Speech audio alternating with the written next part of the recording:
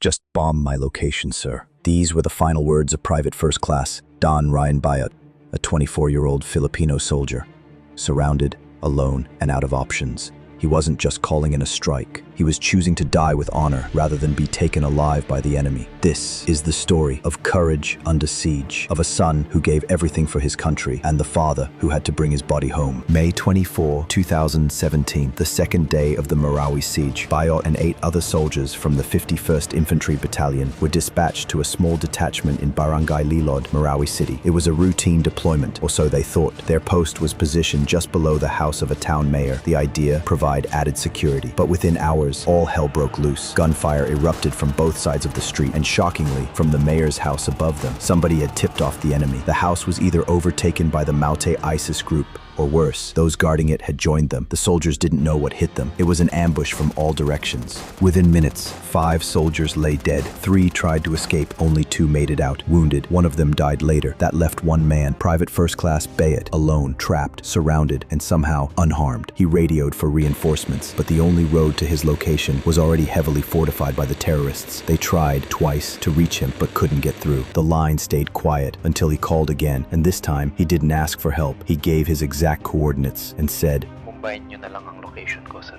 "Just bomb my location, sir." He knew what it meant, but he wanted to take the enemies down with him. That was the last time anyone heard from him. 4 days later, May 28, his body and the bodies of 6 of his comrades were recovered, and one of the men who retrieved them, his own father, Sergeant Larry Bayot, a member of the 1st Infantry Division Reconnaissance Company. It took 4 battalions to retrieve the fallen. The terrain was brutal. The enemies were still in the area. Sergeant Bayot finally saw his son, but it wasn't bullet wounds that killed him. His face was deformed. His neck bore a deep bolo cut. The terrorists had beaten and tried to behead him. When he ran out of ammo, they finished him with blades. But Sergeant Bayot didn't flinch. No tears, no outrage, because a soldier doesn't question orders. He carries them out and buries the dead. June 1.